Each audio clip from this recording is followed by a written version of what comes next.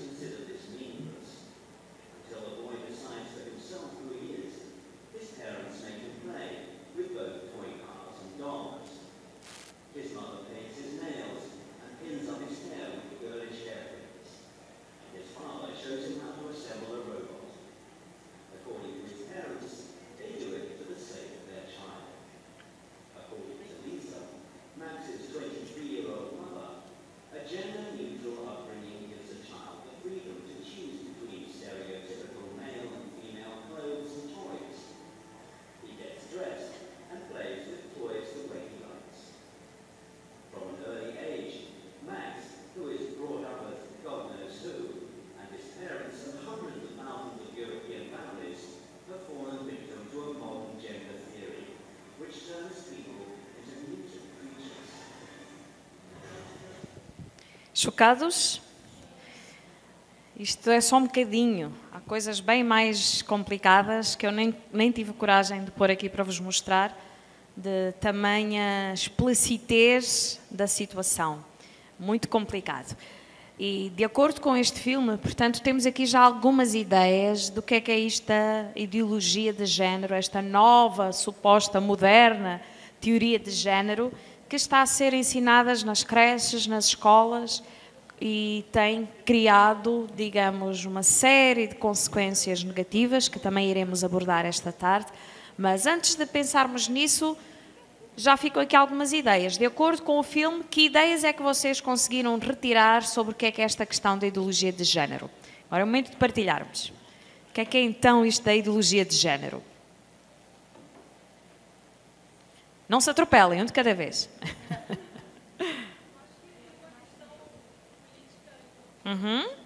Tem uma forte pressão política.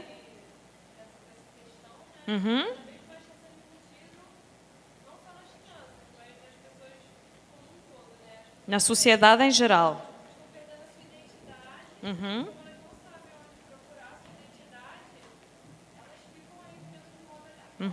Ok. 3 ideias importantes que esta irmã falou.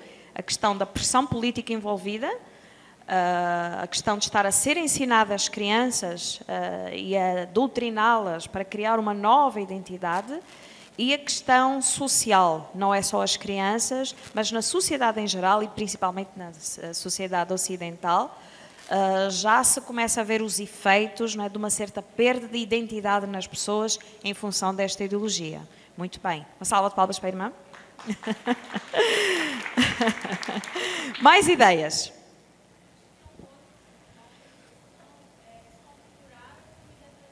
Exatamente, não é? Aliás, a palavra que tem sido utilizada é desconstrução, não é? Da família tradicional, da família heterossexual, de pai, mãe, filhos. Muito bem. Salva de palmas.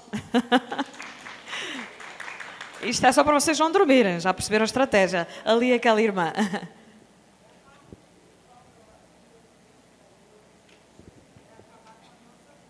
Exatamente, acaba por ser um atentado à nossa fé.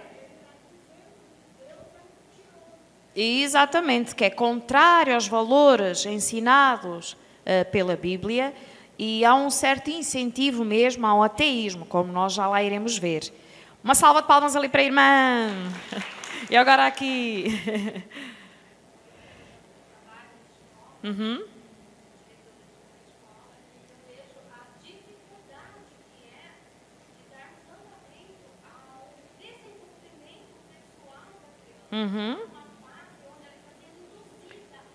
Exatamente, numa fase em que estão a ser desenvolvidas as estruturas psíquicas que vão orientar o desenvolvimento do caráter e da personalidade, tal doutrina que ajuda até mesmo a contrariar a identidade corporal da criança, não é? Porque diz que ela não é como ela é, mas aquilo que ela quiser ser, então acaba por criar também perturbações no desenvolvimento normal da criança. Pois não. E, aliás, o desenvolvimento do córtex neofrontal, que é esta parte do cérebro que é responsável pelas escolhas e pelas questões ligadas à sexualidade, só fica totalmente desenvolvido por volta dos 20, 21 anos. E há aqui uma certa pressão de querer que uma criança e um adolescente tome decisões tão importantes e tão decisivas na sua vida, quando ainda nem sequer tem a capacidade de o fazer, ok? Uma salva de palmas aqui para esta irmã. Mais alguma ideia que vocês retiraram do filme? Ali.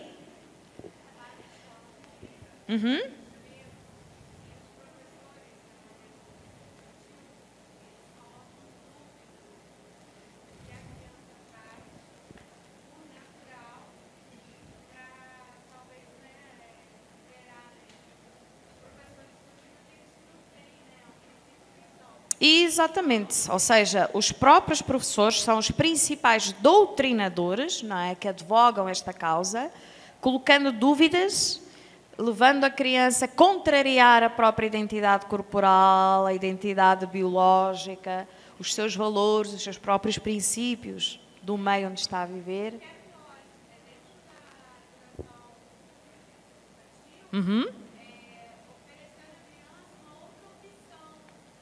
Exatamente.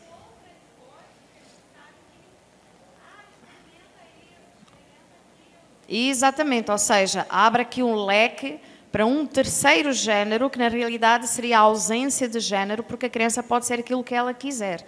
Aliás, a ideologia de género, o outro nome para ela é a ideologia de género ou a ideologia da ausência de género. Não é porque estão a querer impor a não existência de um ou dois géneros, neste caso masculino e feminino, mas da pluralidade de géneros possíveis e imaginários, não é?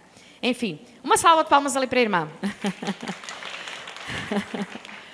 Ok, então, continuando. E esta ideologia, quando é que surgiu? Tem alguma noção, alguma ideia de como é que isto começou? Quais são as bases? O que é que vocês acham? Deixa eu pegar aqui a água. Alguém tem uma noção de quando é que isto surgiu? Como é que começou? Quais são as bases filosóficas que dão corpo a esta ideologia? Exatamente. Há uma centena de anos atrás, portanto, os fundamentos são estes principais fundamentos da ideologia de género.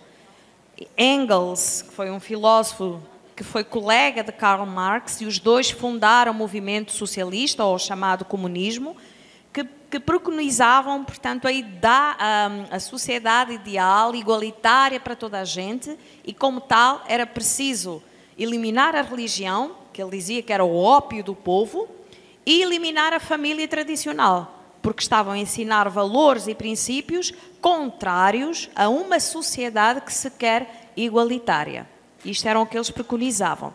Então, aqui estão as pedras que deram depois corpo à ideologia de género. Nos anos 60, 70 principalmente, um outro impulso para a ideologia de género foi o movimento feminista, que, içando a bandeira da igualdade entre os homens e as mulheres, foram introduzindo as ideias socialistas, lutando contra a masculinidade, contra a feminilidade, contra a família heterossexual. E nos últimos anos, nos últimos 20, 30 anos, o movimento LGBT, que tem tido, portanto, um outro impulso nesta questão da ideologia de género. Mas quando é que isto começou verdadeiramente a ser falado assim pelos diferentes países? Bem, em 95 houve uma quarta, portanto, a quarta Conferência Mundial sobre a Mulher em Pequim, onde foi introduzido o termo género.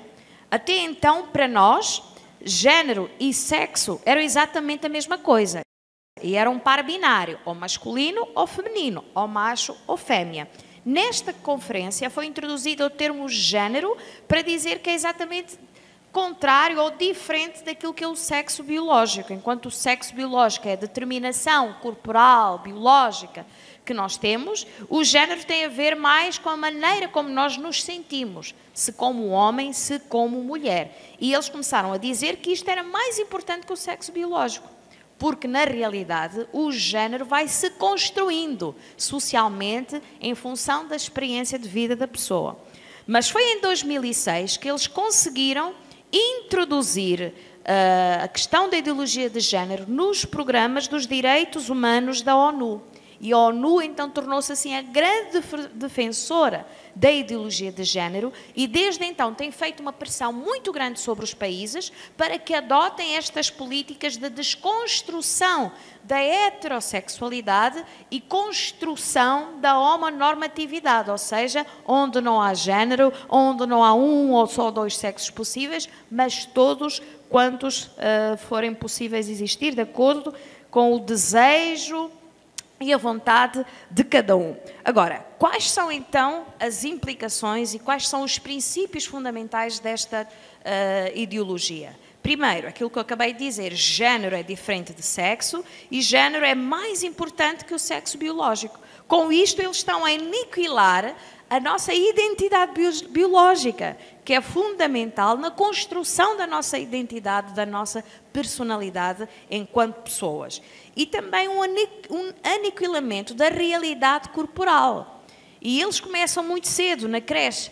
O menino ou a menina vê-se como menino ou menina, mas a professora diz, não, tu podes ser uma menina, mas eu sou um menino, mas tu podes ser uma menina. Ou seja, estão a aniquilar a realidade corporal da criança. Okay? Um segundo aspecto, o género pode ser desconstruído.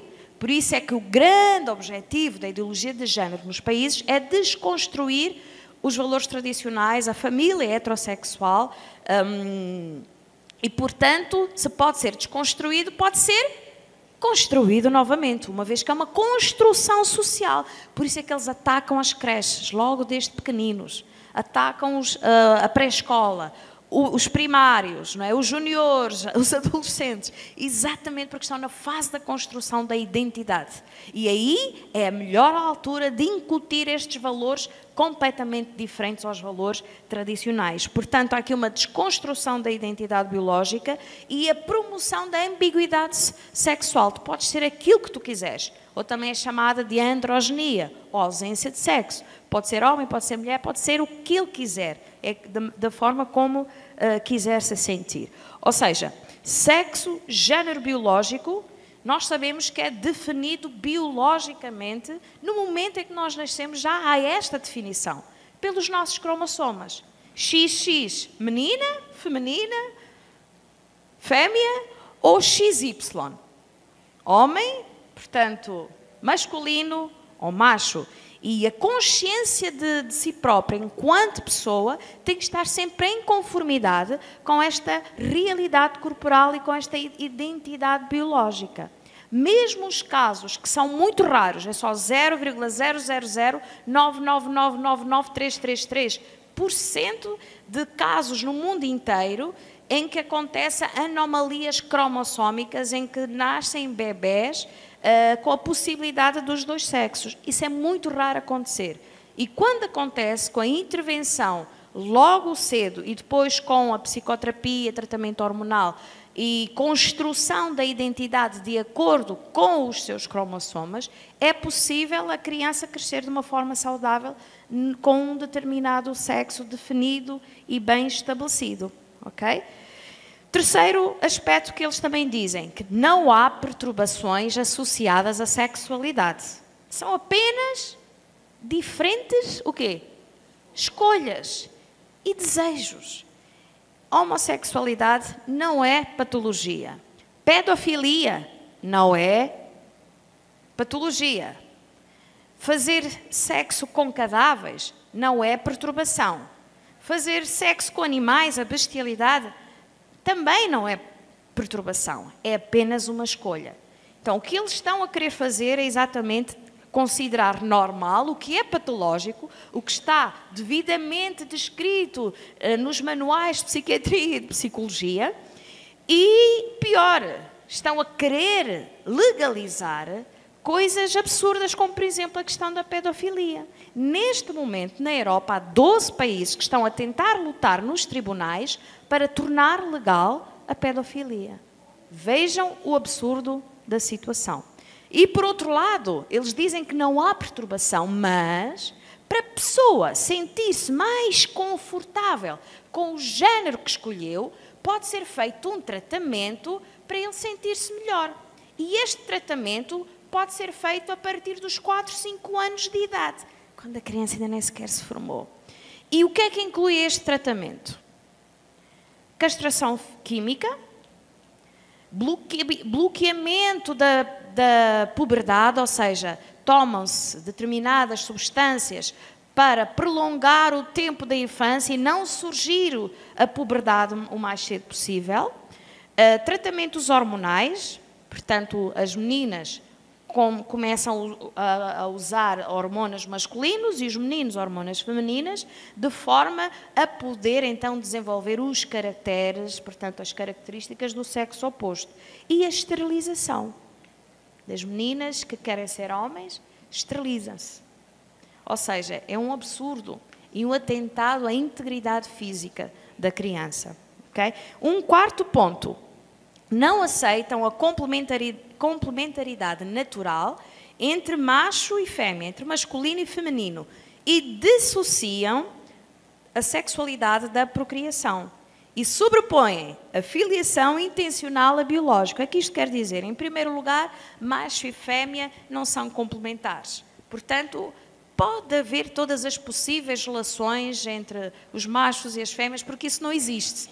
Cada um é o que quiser.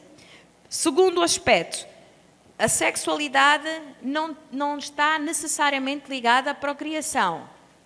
Hoje há métodos que é possível a procriação sem haver o macho e a fêmea. É o que eles dizem, não é? Com inseminação artificial. Mas a verdade é que até mesmo em inseminação artificial são precisos genes do homem e da mulher. Ok. E o terceiro aspecto, sobrepor a filiação intencional à biológica. É mais importante é o pai que cria, é o pai que cuida, do que o pai que dá a vida. E neste sentido está a haver uma grande promoção daquilo que é chamada a família poliafetiva. Eu trouxe aqui uma foto de uma família poliafetiva. Aparentemente vocês olham para esta imagem, podem ser colegas de trabalho, podem ser o quê? Irmãos, primos, uma família, mas na realidade são dois casais homossexuais. À minha direita, um casal de homens homossexuais, portanto gays.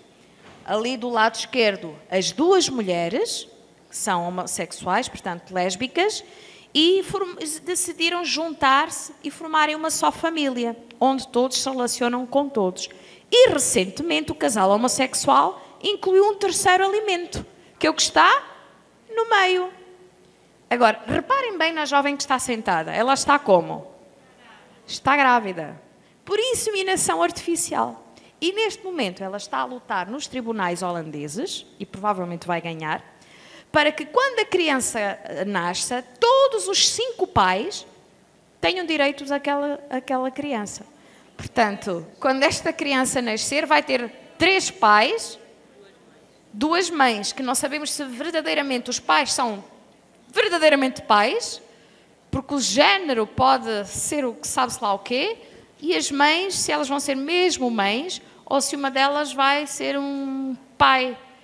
Muita confusão. Imaginem como é que vai ser os primeiros anos desta criança e a cabeça desta criança.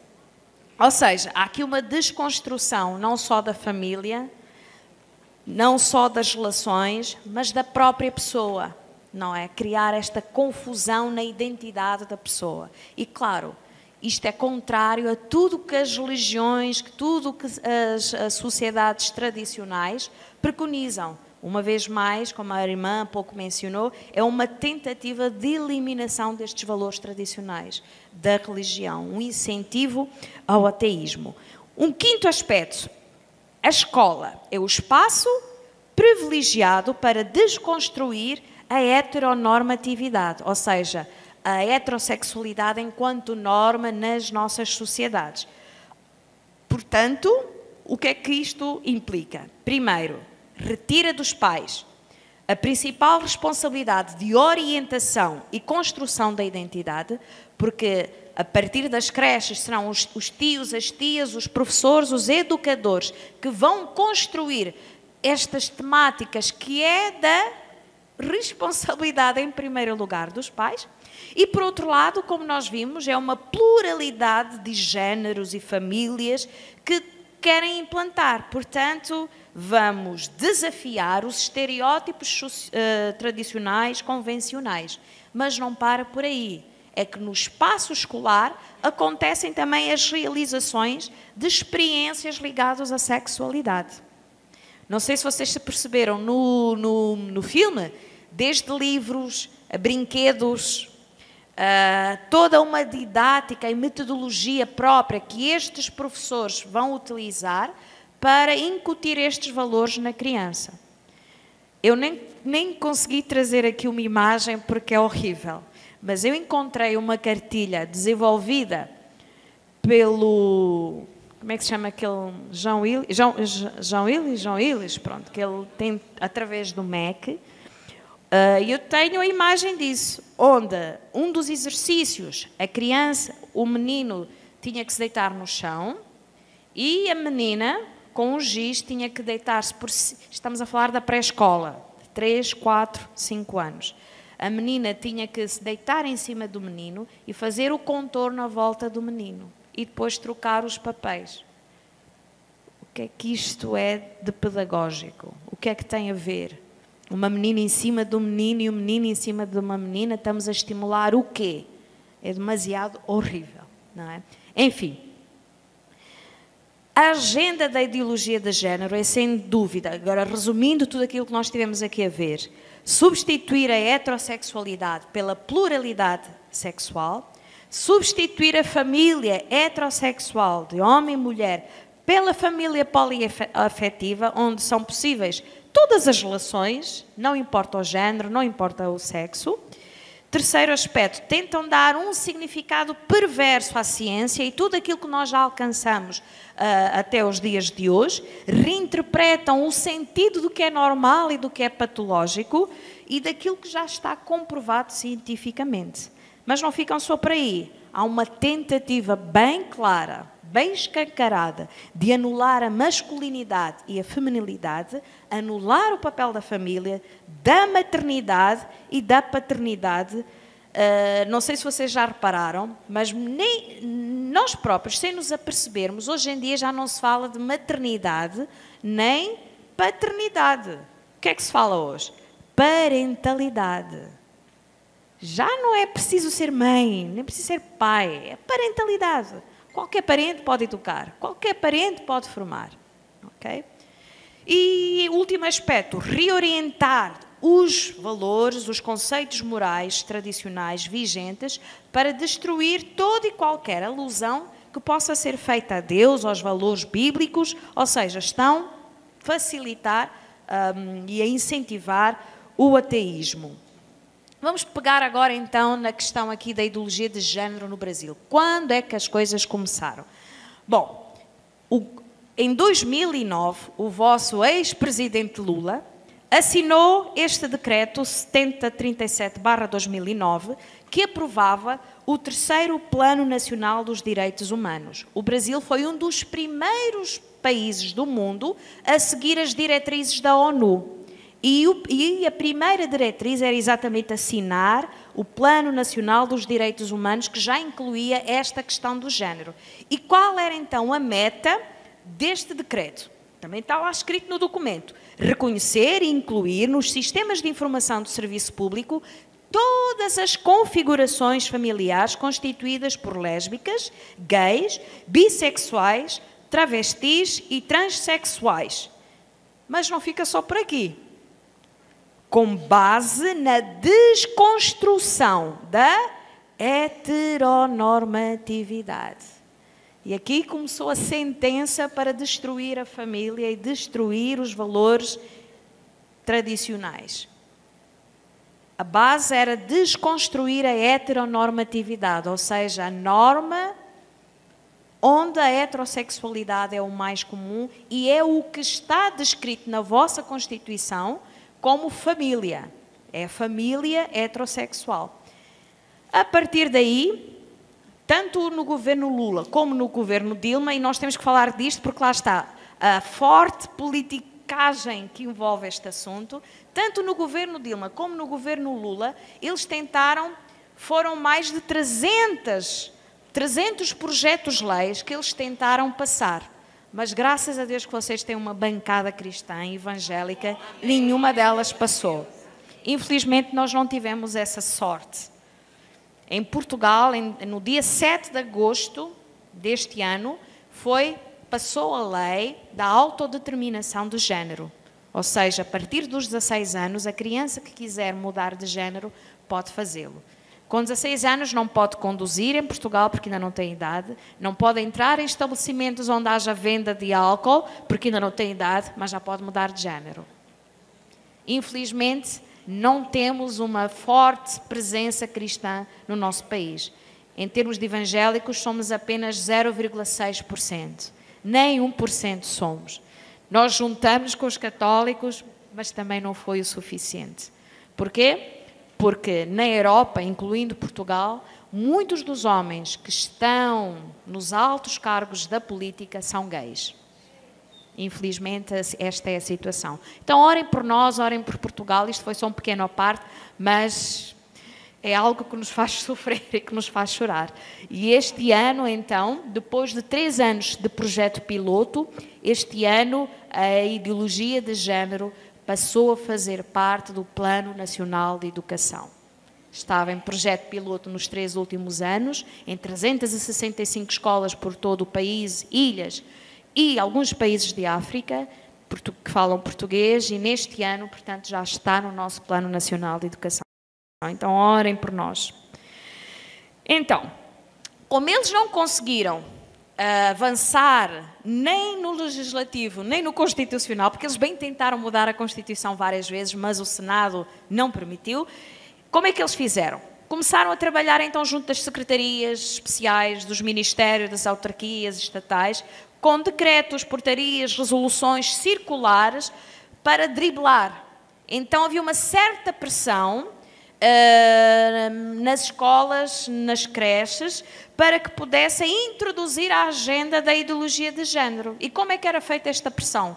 Corte de subsídios, o não avançar na carreira e muitas outras situações de intimidação e de mesmo pressão para que pudessem introduzir estas questões nas escolas, porque não havendo leis, ficava ao critério, mas havia maneiras de contornar e fazer uma certa pressão. E nesse sentido, eu acompanhei toda a luta que tem havido nos últimos anos em relação aos materiais, no MEC, em relação à introdução desta ideologia nos planos nacionais de educação. Alguns Estados conseguiram votar contra, um Estado, infelizmente não, né, que é o Rio Grande do Sul, mas lá está, a presença cristã tem sido uma forte presença no sentido de impedir muitos avanços. Mas a verdade é que isto já está nas vossas escolas há muitos anos. Aliás, no final dos anos 80, nos anos 90, foi introduzido nas universidades para formar os pedagogos, os professores, que hoje são os professores da atualidade. Então, já no princípio dos anos 90, nas universidades já se estava a discutir isto para formatar os futuros professores desta geração. Então, é uma luta que ainda precisa ser travada aqui também no Brasil. Quais serão então as consequências de todas estas ideias no desenvolvimento não só da criança, mas nas famílias e na sociedade em geral? O que é que vocês acham? Muita confusão, não é?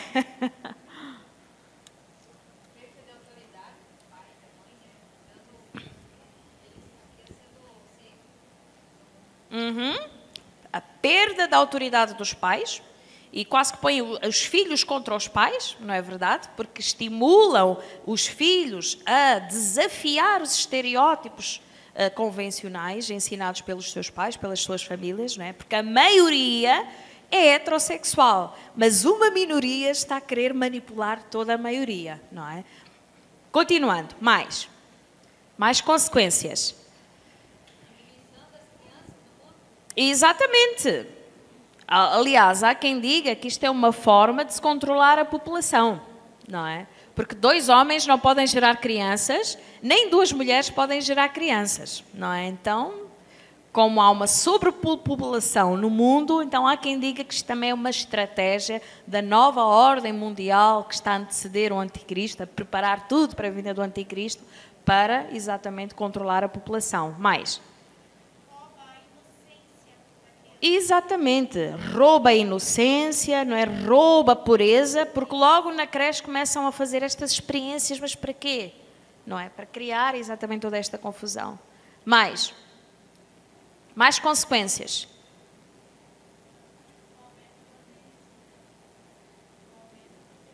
O aumento do ateísmo na sociedade em geral, não é? Porque se, enfim, contraria os valores cristãos.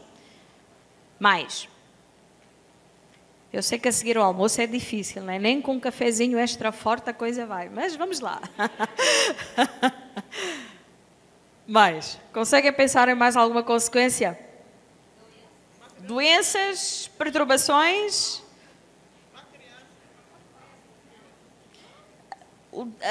quase que uma geração de mutantes, que nem são uma coisa nem são outra, não é? Com algo que ainda não se sabe muito bem o que é que deverá ser. Uma geração com a identidade completamente perturbada, ok? Exatamente. É aí que eu também iria chegar. Então, vamos recapitular tudo isto e eu fiz aqui uma síntese das principais consequências que eu encontrei. Em primeiro lugar, crianças isoladas porque são afastadas dos seus pais. Na Suécia, por exemplo, que é o país onde a ideologia de género já está instalada há mais tempo, há não chega a ser lei porque eles não podem fazer isso, mas há uma certa pressão da cultura, da sociedade e principalmente do Estado, que quando a criança faz 1 ano, tem que ser colocada nas creches. A Suécia é um dos países que tem uma das taxas mais elevadas de impostos, mas os pais que colocam os filhos com 1 ano na creche, os impostos diminuem, que é uma forma de pressão. E os miúdos passam, portanto, as crianças, não é, passam o dia todo na escola. A estatística diz que 92% das crianças entre os 18 meses e os 5 anos, 92%, estão nestas creches do Estado, onde são doutrinadas com a ideologia de género. E os pais que não querem fazer isso têm que pagar mais impostos, são ostracizados socialmente, porque há uma certa imposição. Os pais que querem fazer o homeschooling, ou seja, ensinar em casa, também não permitem, exatamente para que as crianças possam estar nestes espaços privilegiados do Estado, que são as creches, os jardins de infância, para começarem logo a ser doutrinados. Por outro lado, pegando ainda aqui no ponto número 1, a perda de autoridade dos pais. Porque estes assuntos, que são da principal responsabilidade dos pais, estão agora a ser ensinados, tratados, refletidos na mão de outras pessoas, na mão de terceiros. E ainda na Suécia, eu lembro que em 2010, um casal de pais de 4 filhos, por terem dado uma palmada num dos filhos, uma palmada, não estamos a falar de espancar nem de violência doméstica, nada disso, uma palmada como parte do exercício da disciplina dos seus filhos, uma vizinha viu, deu parte e estes pais foram chamados a tribunal.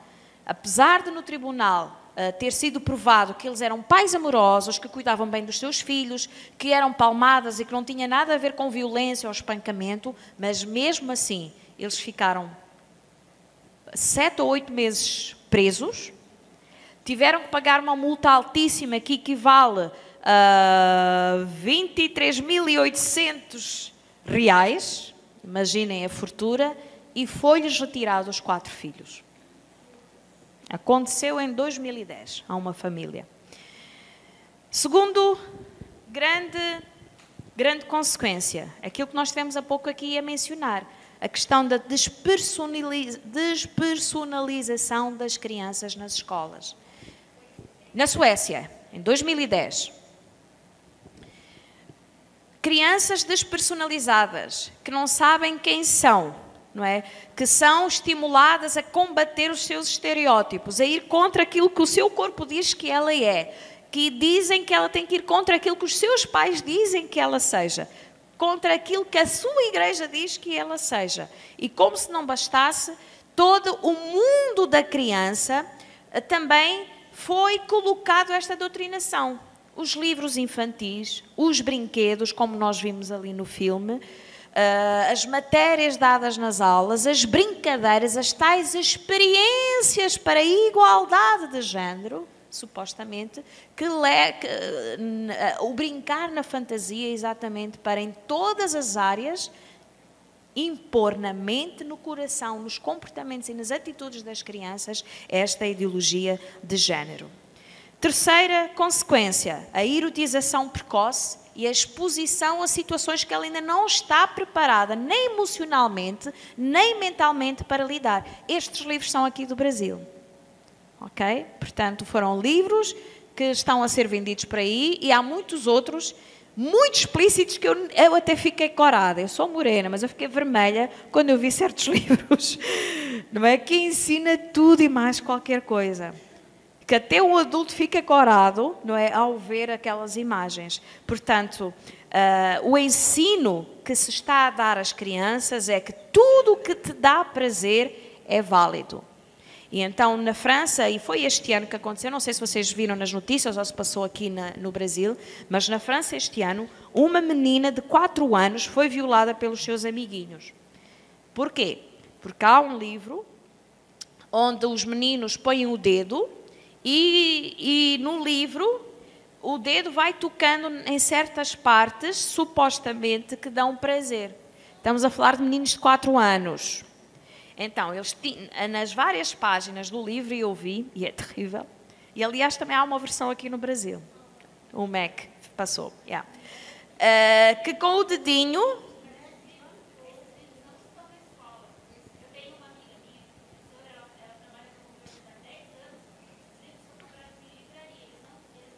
Não podem passar, mas são aconselhados como os livros para ler.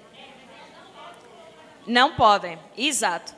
Então, e o que é que aconteceu? Voltando aqui... Eu um livro desse na escola, em 2010, 2011.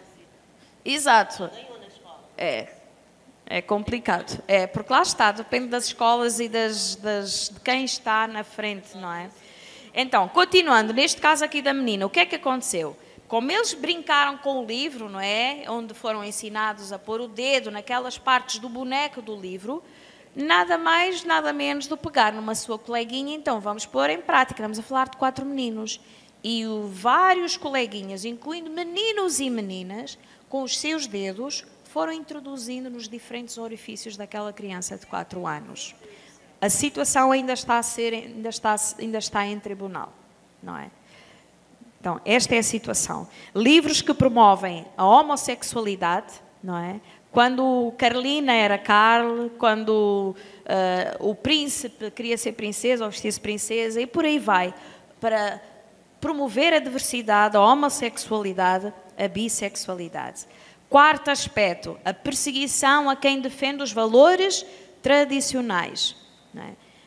A possibilidade de cristãos que são técnicos como médicos, como psicólogos, que não compactuam com esta situação, mas que podem ver as suas licenças de trabalho retiradas por não aceitarem, por não, na sua prática clínica, seguir os princípios da ideologia de género. Em 2004, também na Suécia, um pastor pentecostal chamado A.K. Green, ele foi condenado a 1 mês de prisão por ter falado que a homossexualidade era um tumor na sociedade.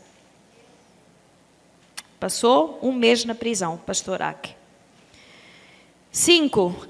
Aumento do aborto. Claro, uma vez fomentada a promiscuidade, a possibilidade de encontrar o prazer, não importa como, não importa a idade, não importa o género, aumentam então as relações sexuais entre os mais jovens e as consequentes gravidezes e abortos. E o Reino Unido, neste momento, que é um conjunto de vários países, mas principalmente a Inglaterra e a Escócia, são os países que têm a taxa mais elevada de abortos nas adolescentes. E porquê? Uma vez mais, são dos países que a ideologia de género já está nas escolas há muito, muito tempo.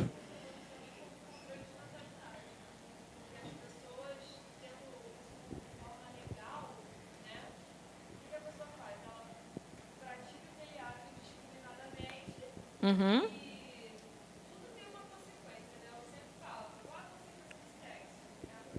Exatamente. Exato.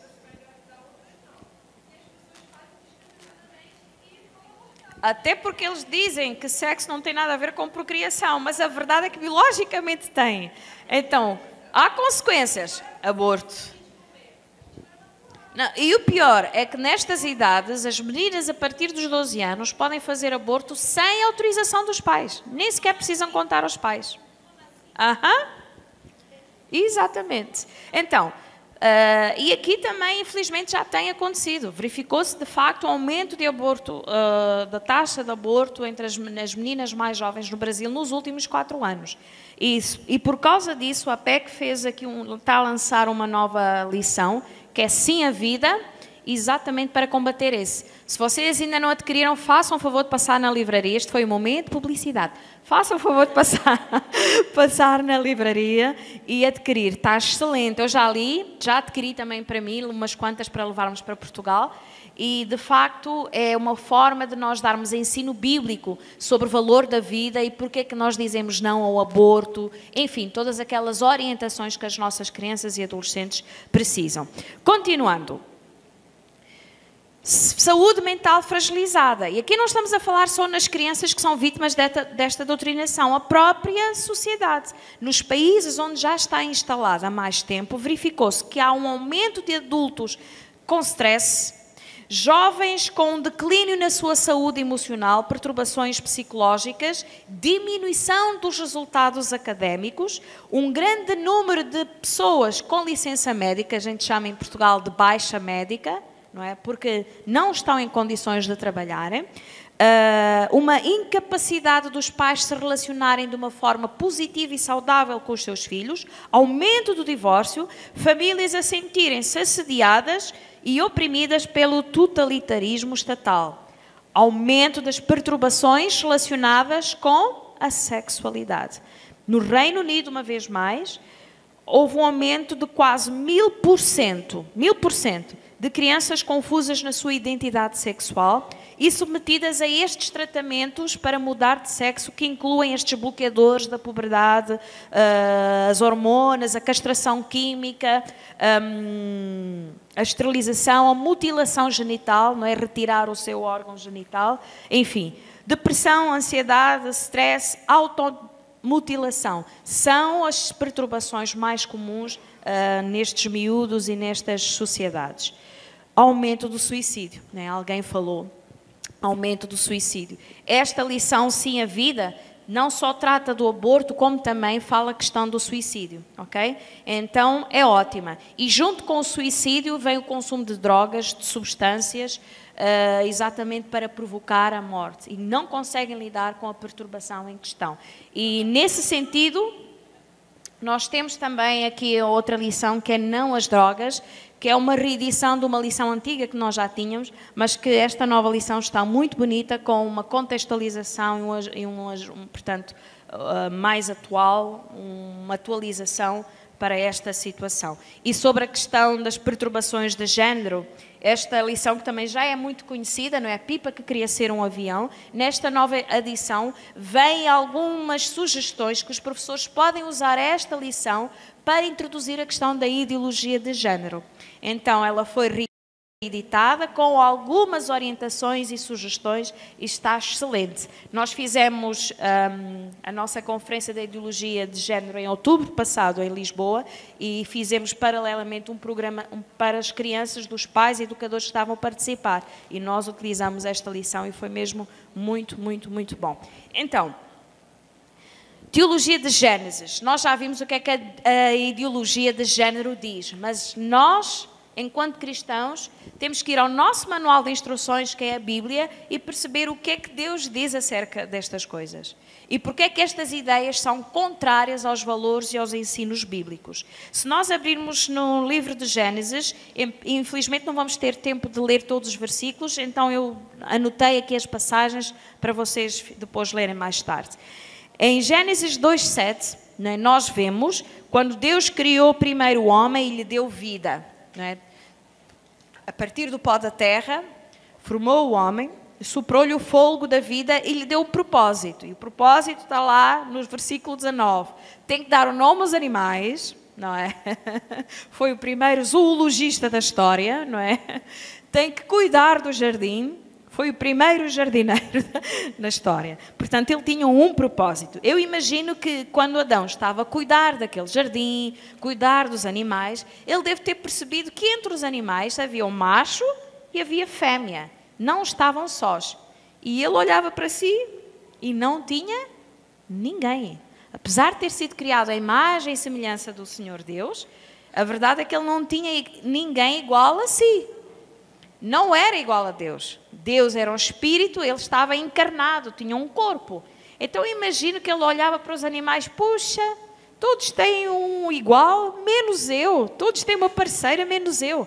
Então Deus, como é um Deus muito amoroso, viu que não era bom um homem estar só. E o que é que ele fez? Na primeira intervenção cirúrgica da história, como aliás o pastor Dalton falou ontem, mas eu já tinha isto preparado antes, gente, não estou a copiar, ele é que me copiou. Pronto. Não, estou a brincar. Então, na primeira intervenção cirúrgica da história, ele removeu uma costela de Adão e, a partir dela, criou a mulher. Ou seja, para completar a existência de Adão, Deus deu-lhe uma Eva, uma mulher, uma auxiliadora, que era diferente dele, mas era igual a ele, como acontecia com os animais que Deus tinha criado. No mundo perfeito criado por Deus, onde tudo era bom, de acordo com a palavra de Deus, homem e mulher, diferentes, mas complementares e iguais nos direitos e nos deveres. E isto arrebata aquela ideia de que macho e fêmea não são complementares, que a ideologia de género quer fazer passar. A Bíblia diz que são complementares. Ele criou um homem e uma mulher, e a partir deles seria formada uma família de seres iguais, da humanidade, e onde se criaria as nações, os povos, e queria resultar em todos nós, como nós vimos ontem também, lá ontem à noite. Ou seja, os direitos eram iguais. É engraçado quando Deus diz: crescei, multiplicai, sede fecundos, dominai os animais. Deus estava a falar, não era só para Adão. Vão lá. Foi para Adão e foi para Eva. Portanto, aquele movimento feminista que diz que Deus é tirano porque põe a mulher submissa ao homem, não é bem assim. Está a fazer uma leitura errada da palavra de Deus. Não é? Deus dá o mesmo valor, a mesma igualdade a Adão e Eva. E também os deveres. Qual eram os deveres? Está lá em Gênesis 3, 2 e 3. Podem fazer o que quiserem no jardim. Dão o nome aos animais, às flores, fazem tudo, comam de tudo, menos da árvore do conhecimento do bem e do mal. E esta responsabilidade era não só para Adão, mas também para Eva. A partir desta combinação heterossexual surgiria então a humanidade que tinha que responder a este padrão estabelecido por Deus, a união entre o homem e a mulher, entre macho e fêmea, dois opostos que se complementam, dois seres iguais e diferentes na sua morfologia, ou seja, no seu aspecto físico, com diferentes papéis. Haveria coisas que seria mais próprio para Eva, e vocês podem lá ler no relato o que é que depois do pecado, o que é que Eva iria passar, o que é que Adão iria passar. E é interessante pensar que há mais de 6.500 diferenças entre o homem e a mulher. E estamos a falar de diferenças não só externas, mas também internas. O cérebro do homem é diferente do cérebro da mulher. A forma como as coisas se ligam. Eu não tenho tempo de abordar isto, mas confiem em mim. Eu estou a dizer a verdade. Há as diferenças cromossómicas, diferenças fisiológicas, diferenças psicológicas, hormonais e por aí fora. Mais de 6.500 diferenças entre o homem e a mulher. Ok? Gênesis 1, 27. Então, Deus estabeleceu aqui as leis biológicas para a concepção humana com o propósito óbvio da reprodução e da propagação da espécie. Tem que haver o masculino e o feminino, que são os marcadores genéticos saudáveis, que vão ser a norma para a existência do ser humano. Então, a partir desta união heterossexual, não se preocupem que quem mandar-me um e-mail, eu mando estes PowerPoints, está bem? Estão aí aflitos aí? Eu esqueci de dizer isto no princípio. Eu já falo. Eu mando a quem quiser os PowerPoints. Então, a partir desta união heterossexual, o Criador estabeleceu a concepção do casamento monogâmico, da família e da sociedade que se vai formar a partir desta unidade. E é interessante pensar como este casamento monogâmico que Deus estabeleceu, não é? Porque era Adão e Eva, não havia nem mais mulheres nem mais homens, eram só os dois. E a partir daí, a nova nação que seria formar, Deus, com esta unidade, com este casal, há aqui verdades espirituais profundas. Primeiro, Deus criou o homem e a mulher para se complementarem. Isto é um facto antropológico, não é ideia, é facto. A procriação humana depende da união sexual de um homem com uma mulher. Até mesmo para a inseminação artificial nós temos de ter os componentes masculinos e femininos. Isto é um facto biológico, um facto sociológico. Os filhos merecem um pai e uma mãe. E neste sentido, já só temos 15 minutos, tenho que acelerar. E neste sentido, esta era a parte que eu queria demorar mais tempo, mas lá vamos. Vamos lá. Qual é então o papel dos pais na construção da identidade sexual dos filhos? A família, no plano de Deus, como nós já vimos, é aquela célula fundamental na sociedade onde o ser humano vai se desenvolver. E está no plano de Deus que sejam os pais, o pai, a mãe, os primeiros e principais professores dos seus filhos, a dar as primeiras orientações, a dar as primeiras instruções e a servir como modelo de masculinidade e feminilidade para os seus filhos, para que eles possam desenvolver uma identidade e um caráter, uma personalidade de acordo com o plano de Deus. E quando nós pensamos na identidade, naquilo que nós somos, como nós reagimos às situações, a nossa maneira de ser, a nossa maneira de estar, eu gosto de pensar também que a identidade é aquela noção de que eu sou um ser único, uma dádiva irrepetível de Deus. Como eu, não há mais ninguém. Mesmo que eu tivesse 3 irmãs gêmeas, nenhuma delas seria exatamente como eu. Isto é maravilhoso. No mundo de bilhões de pessoas que nós temos, Deus é tão soberano, é tão criativo, é tão amoroso, que nenhum deles se repete. Nenhum deles se repete. Então, identidade é também esta noção de que eu sou única e sou uma dádiva, que não se repete do nosso Deus. E é interessante também pensar que a nossa existência começa mesmo antes de nós existirmos. No plano divino, mesmo antes de existirmos, já existíamos no coração de Deus. O que é que diz Jeremias 1,5? Lembram-se? Quero ouvir mais alto. Não é isso que diz Jeremias 1,5. Isso é o que a Yolanda diz. O que é que diz Jeremias 1,5? Vá, alto. Antes mesmo. No ventre, de ser formado no ventre da tua mãe, eu já te conheci. E te consagrei, ou seja, já está a dar um propósito. Mesmo antes da pessoa existir, já tem um propósito divino. Então, Deus já nos dá uma identidade mesmo antes de existirmos. Existimos com um propósito divino. E seremos homens ou mulheres, não é homens e mulheres, homens ou mulheres, cada um de nós, criados para adorar o nosso Criador. Primeira razão da nossa existência, para servi-lo e para obedecê-lo. E é na família que a criança vai poder redescobrir esta identidade de Deus e construir a sua identidade social, sim, mas com base nos valores, nos princípios, nos fundamentos biológicos que obtém quando nasce e que vai desenvolver com os pais à medida que cresce. Então, antes da concepção, agora já vimos no plano divino, existimos mesmo antes de existir.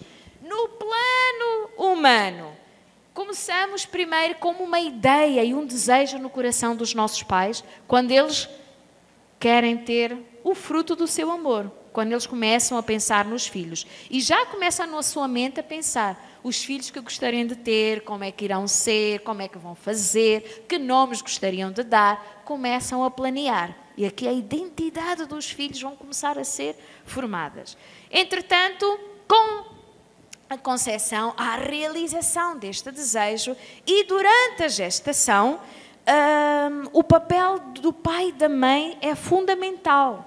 Às vezes as pessoas dizem, Yolanda, mas o bebê está lá dentro, não ouve. O bebê ouve tudo, está a criar memórias, já tem impressões do mundo e até de Deus, se nós passarmos estas primeiras impressões. Então, 6 semanas, logo 6 semanas a seguir a concepção, portanto, 6 semanas é 1 mês e meio, começa-se a desenvolver no feto o quê? Os órgãos genitais. Com 1 mês e meio, ainda é uma maravilhinha pequenininha, mas já começa a desenvolver os órgãos genitais.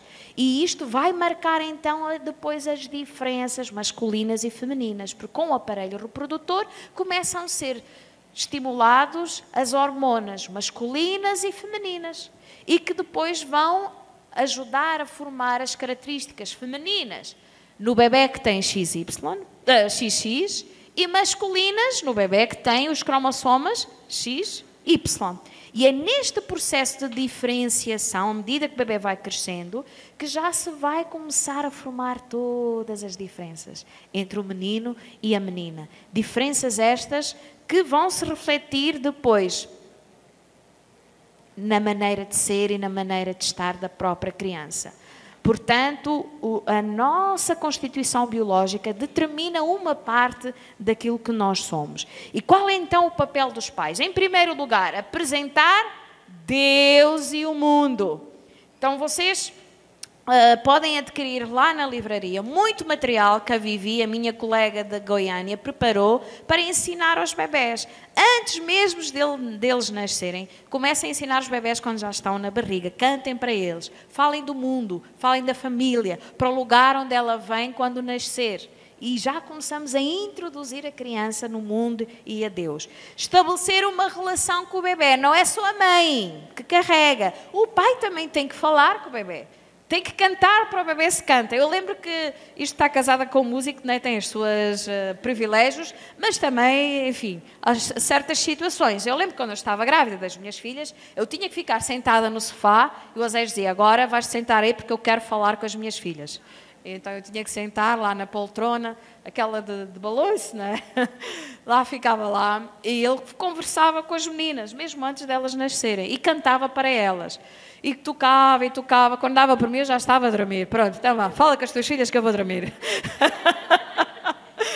Porque nos primeiros meses já eu tinha tanto sono, que eu bastava estar um bocadinho relaxada que adormecia logo. Então pronto, eu dormia e ele ficava lá a falar com os bebés. Então, estabelecer pai e mãe uma relação com os bebés, simbolizar o bebê, assim que já se sabe o sexo, se é menino, se é menina, escolham já o nome e já comecem a tratar o vosso bebê como sendo menino ou como sendo menina, ok? Comecem a simbolizar, porque são impressões que através da placenta vocês vão passar para os bebés. Pai, dar segurança emocional à mamã, isto é uma prioridade. Porque mães inseguras, mães ansiosas, mães estressadas, mães que não se sentem apoiadas pelo seu marido, vão passar todas essas inseguranças, todas essas coisas no bebê. E nos 3 primeiros anos de vida, são bebés com potencialidades de terem mais alergias, problemas de saúde, dificuldade de aprendizagem no desenvolvimento. Então, uma mãe tranquila, uma mãe segura, transmite também um bom desenvolvimento aos seus filhos, ok? Ai, que eu só tenho pouco tempo. Nos primeiros 2 anos, vamos lá, rapidamente. A identidade é alicerçada na relação de amor e de compreensão dos seus filhos, do pai e da mãe. Há uma identificação inicial com a mãe, mas a presença do pai é importante para a criança perceber que ele não é uma extensão da mãe e que é um ser à parte, que é um ser diferente. E a partir da presença do pai, também vai aprender a relacionar-se com o mundo. Estes anos são os mais importantes onde pai e mãe têm que estar na vida de uma criança. Em qualquer fase tem que estar, não é? Mas nesta é fundamental. Com a idade dos 2, 3 anos vai acontecer o processo de identificação com o progenitor do mesmo sexo. O menino vai identificar-se com o pai e a menina vai identificar-se com a mãe. Se o pai não estiver ou a mãe não estiver, ele acaba por se identificar com a pessoa que está mais presente. E muitos meninos acabam por se identificar com a mãe porque o pai não está presente. E nem há uma figura masculina substituta. Muitas das perturbações que acontecem hoje na identidade de género estão relacionadas com este processo de identificação, que não é feito como deve ser. E o papel do pai aqui é tão importante para os meninos quanto para as meninas. Porque enquanto as meninas estão a identificar-se com as mães e querem pôr os nossos saltos altos, a nossa maquilhagem, os nossos colares, as nossas roupas, os nossos lenços, elas depois vão ao pé do pai: papá, estou bonita. E o que é que o papá diz? Ou o papai brasileiro: está linda, uma princesa, igualzinha a mamãe. Está a reafirmar a feminilidade das meninas. E quando a menina diz: oh papai, eu quero casar contigo, gente, não é pedofilia. Isto, na realidade, o que a criança está a dizer é: quando eu crescer, eu quero casar com alguém como tu, um homem como tu. Então, pais, vocês são tão importantes na vida dos vossos filhos nesta idade, tanto para menina como para menino, ok? E até aos 6 anos, portanto, as crianças vão internalizar este género, que eu sou menino, tenho comportamentos de menino, porto-me como menino, como o meu pai, quero ser igual ao meu pai, e a menina a mesma coisa em relação à sua mãe. E é assim que vai desenvolver aquilo que nós chamamos de papéis sexuais. Portanto, o pai e a mãe são modelos de masculinidade, de papel sexual na vida dos seus filhos. E não só a presença dos pais é importante, como também as brincadeiras. Brincadeiras próprias para meninos e brincadeiras próprias para as meninas. Isso que os meninos podem brincar com bonecas, isso é ideologia de género, gente. É para criar confusão na cabeça das meninas e dos meninos. Há atividades próprias, há atividades comuns, mas há atividades próprias. E essas atividades próprias, quando nós realizamos, estamos a ajudar a construir a masculinidade e a feminilidade dos nossos amigos. Um dos ministérios que tem sido desenvolvido nos últimos anos aqui no Brasil é o chá de bonecas. Os chá dos carrinhos, onde temos um tempo só com os meninos, com homens, com jovens, que possam ser de modelo de referência para estes meninos que muitas vezes não têm pai em casa e têm que ter um substituto. Porque se não tiver um substituto, ele vai se identificar com a sua mãe, com a sua avó ou com a sua tia que o está a educar. Não sei se vocês repararam, mas nos últimos 30 anos, os homens desapareceram da vida dos nossos filhos. Quem são as pessoas que estão nas creches e nos infantários? Escola primária, maioritariamente são quem? Só no 7º, 8º, 9º, 10º é que os miúdos começam a ter mais contacto com homens como professores. Gente, mas isto não é só lá fora. Vamos pensar agora nas nossas igrejas. Quem são as tias que estão no infantário, no jardim de infância, nos pré-escolares? As mulheres. São poucos os homens que trabalham, ou seja, na fase mais importante, em que o homem tinha que estar presente para ser referência de masculinidade, não estão. E não se esqueçam, nas nossas igrejas hoje em dia nós temos alunos que não têm pai, que não têm mãe. E a igreja tem que ser uma família substituta. O professor tem que ser o pai que ele não tem em termos de modelo de masculinidade. A professora mãe. Então, se nós como igreja não damos modelos de referência, eles vão encontrar lá fora. Nos cantores, nos jogadores, nas novelas. E como é que são os modelos? É melhor nem falar sobre isso, não é? Enfim, continuando, só tenho 3 minutos. 6 a 12 anos, a identidade de género já começa, portanto, a estar estabelecida até aos 7 anos. A menina já sabe que é menina, tem comportamentos de meninas e o menino, mesma coisa. Agora vai a treinar os papéis sexuais até ao final da adolescência. Principal papel dos pais e dos professores: orientar, transmitir valores e princípios, ser exemplo de comportamentos e atitudes que vão construir uma personalidade e uma identidade de acordo com os valores cristãos. Na adolescência, há a consolidação desta identidade, até aos 20 anos, como nós vimos. Estabelecer os limites é a nossa prioridade máxima para os nossos filhos, para os nossos alunos. O que eles podem e o que não podem fazer, orientando assim nas suas escolhas. Reforçar a sua imagem, a sua autoestima, as suas convicções e estarem preparados para os desafios. Eu tenho 3 minutos para aquilo que eu queria dar 15 minutos para fazer, mas vamos lá. Depois eu dou os PowerPoints. Consolidando a masculinidade e feminilidade. É uma das passagens que eu mais gosto do rei Davi. Ele tem coisas muito giras, né? Desde os salmos e os provérbios, enfim. Porque na realidade, quando Salomão que escreve os provérbios, ele dizia que era o seu pai: filho meu, atenta àquilo que eu te vou dizer. Então, na realidade, o autor dos provérbios, grande parte deles é do rei Davi. Mas pronto, continuando. Mas eu gosto nesta parte, quando Davi está quase a morrer, não é? E passa para os seus filhos, para o seu filho Salomão, que iria sucedê-lo, todas as orientações, e lá no final, 1 de Reis 2, 1 e 2, ele diz: filho, sê corajoso e faz o quê? Porta-te como um homem. Ou seja, ser homem, não é? Ser macho. Agora, o que é que significa isto de ser homem? É isto que nós precisamos desenvolver na vida das nossas crianças. Eu não sei se vocês já repararam, mas cada vez mais as meninas estão mais machonas e os meninos cada vez mais delicados. E porquê? Porque lá está, é como nós vimos, a ideologia de género quer combater a masculinidade e a feminilidade. E nós precisamos resgatar isso nas nossas crianças. Como? Lá está, aquela idade principal, entre os 3 e os 6 anos, em que os homens têm que estar na vida dos seus meninos, as mães na vida das suas meninas. Ritos da masculinidade.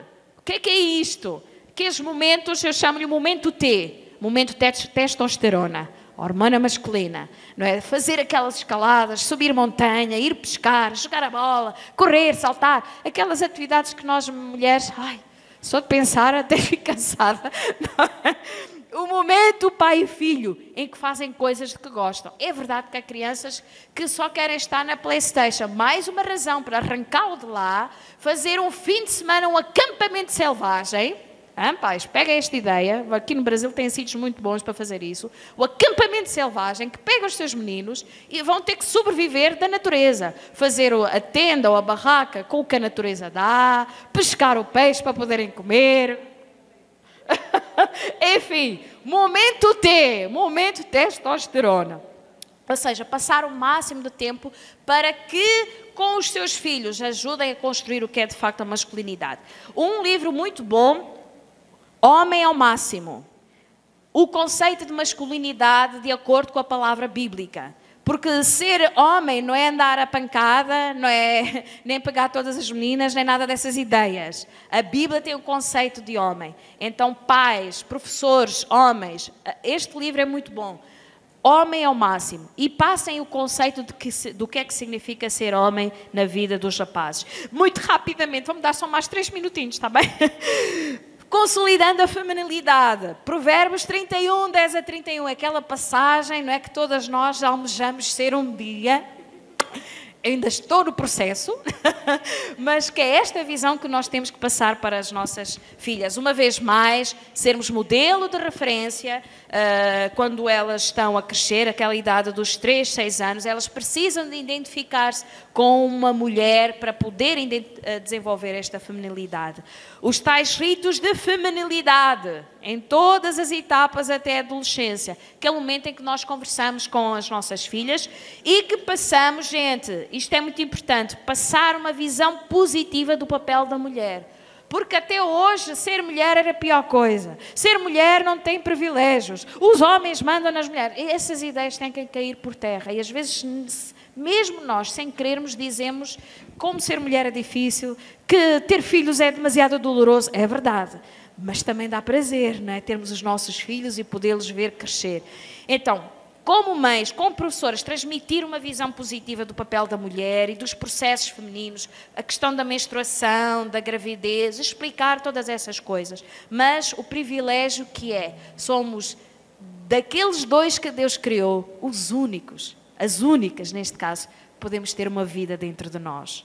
Então, é esta positividade do papel da mulher que nós precisamos passar com as nossas filhas. Mostrar a alegria de sermos mães e a desenvolver uma boa autoestima, não é? Ok. Vamos passar já para o fim, porque já passamos do nosso tempo. Então, se as nossas crianças crescerem com convicções sólidas, com um ambiente saudável, com modelos de referência saudáveis, então terão condições de viver a verdade, na verdade, e rejeitar todas essas falsas doutrinas. Amém? Então, só para terminar, em tempos de crises identitárias, que é o que se está a viver, não é que nós falamos há pouco, a nossa identidade em primeiro lugar está em Cristo. Mesmo antes de nascermos, Deus já nos deu uma identidade.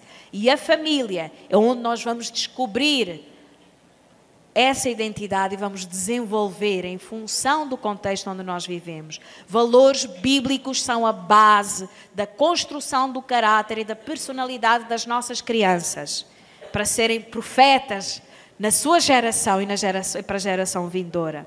O exemplo saudável de masculinidade e feminilidade começa em casa. E, finalmente, como pais, como educadores, como professores, diante de todas estas coisas diabólicas, nós temos que nos levantar e proteger as nossas crianças, a nossa infância, a nossa juventude.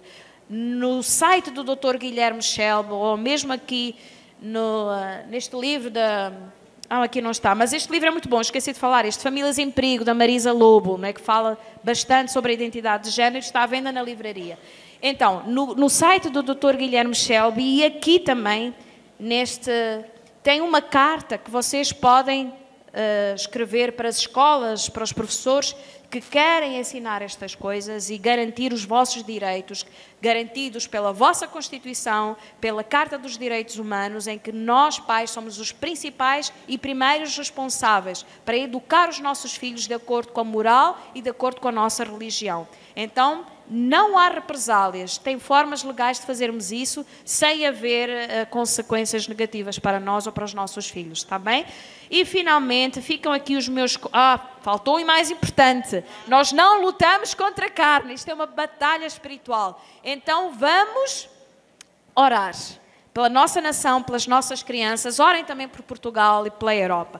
Finalmente, tem aqui os meus contactos. Se vocês quiserem os PowerPoints desta palestra, é só escreverem-me o e-mail, yolandavcmelo@gmail.com. Também está o meu WhatsApp. Mandem-me uma mensagem e eu mando para vocês, está bem? Muito obrigada pela vossa disponibilidade e atenção e Deus abençoe cada um de vocês.